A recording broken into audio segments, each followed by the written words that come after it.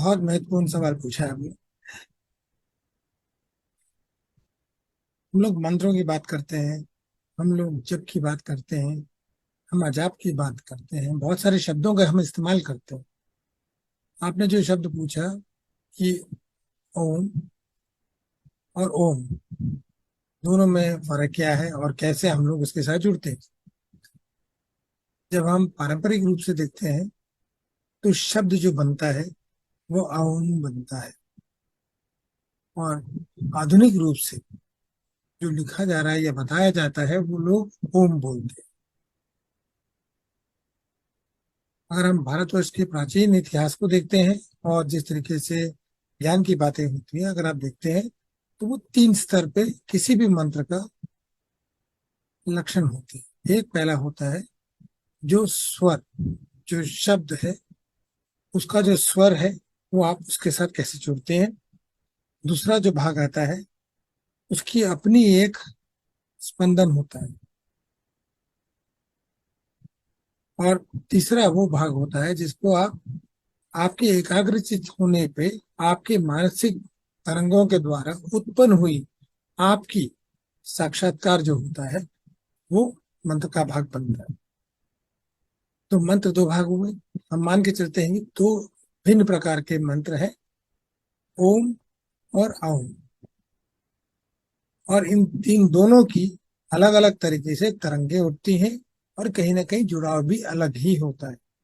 जब हम ध्यान की बात करते हैं तो हमारा एक गति होता है, और गति में कहीं ना कहीं आयाम भी जुड़ा होता है, प्राण भी जुड़ा होता है।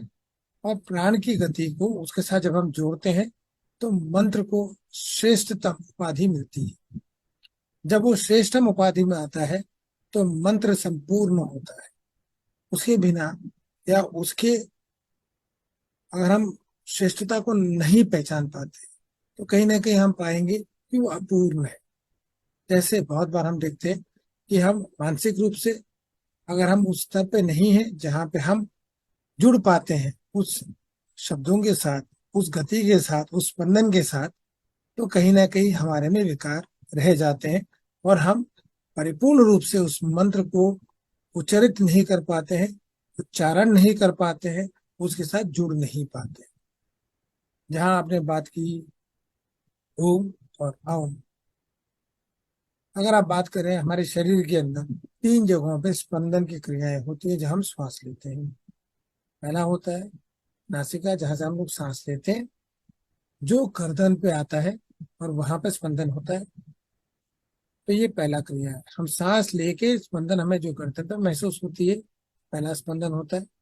दूसरा स्पंदन हमें छाती पे या सीने पे महसूस होती है। उसके बाद हमें नाभि स्तर पे महसूस होती है। अमूमन हम लोग जब बैठ के हम लोग बात कर रहे हैं या हम सोच रहे हैं या हम सांस ले रहे हैं तो कहीं ना कहीं हम शायद उसके साथ जुड़ नहीं पाते। मगर जैसे ही हम लोगों ने एकाग्रचित किया अपने आप को तो हम देखते हैं कि कहीं ना कहीं बदलाव आएगा और हम उसके साथ जुड़ पाते हैं। और पहला शब्द हम लेते हैं ओम, जो ओ और माँ दो शब्दों के साथ जुड़ा हुआ। तो अगर हम ओम का ध्वनि का उच्चारण करते हैं तो आप पाएंगे कि वो ध्वनि आपके गर्दन पे हल्का से महसूस होगा और सीने पे महसूस। हम इसको क्रियान्वित रूप से भी करके देखेंगे कैसे किया जाता है। जब हम ओ, अब ये शब्द जो इस्तेमाल किया तो आप देखोगे कि गर्दन और सीने पे आपको वो स्पंदन महसूस हो। दूसरा शब्द है औ, इसके अंदर आ, उ और मा, इनकी अपनी गतियां हैं। आ की गति एक क्षण की, ऊ की गति दो क्षण की, और जो शब्द आता है, जो ध्वनि में आता है, उसकी गति तीन। तो एक, दो और तीन, ये उनकी गति होती है जो शब्द का उच्चारण किया जाता है। तो अगर हम शुरुआत भी करते हैं तो हमारी स्पंदन गति महसूस जो होनी चाहिए वो नाभि तक महसूस होनी चाहिए। जब हम आ,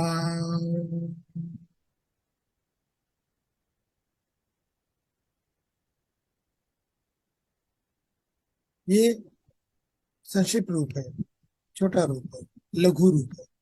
जब हम इसको महसूस करते हैं तो आप देखेंगे नाभि में खिंचाव महसूस होगा। जब मैं इसी स्वर को उच्च स्तर पे लाता हूं तो नाभि पे खिंचाव ज्यादा महसूस होगा। जो नाभि पे स्वर जाता है, जो स्पंदन नाभि पे हो पाता है, उस स्पंदन का उच्चारण जरूरी होता है। अगर हम सिर्फ बैठ के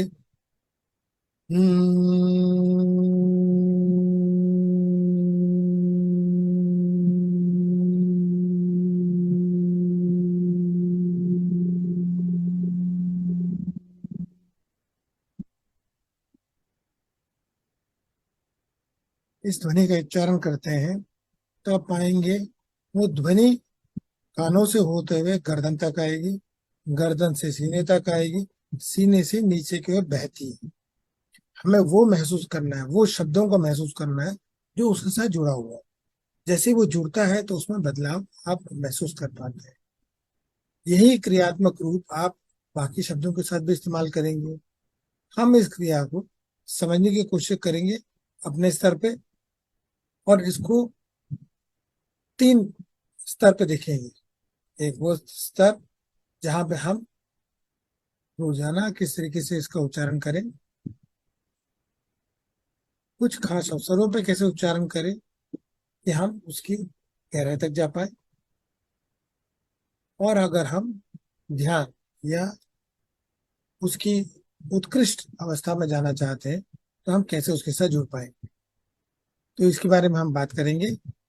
जैसे अभी आपने कहा कि ये आखिरी प्रश्न होगा इस सत्र का, तो इसके बाद हम ये जो ब्रेक ले रहे हैं इसके बाद आते हैं और यहीं पे बैठ के हम लोग इस पे कार्य करेंगे।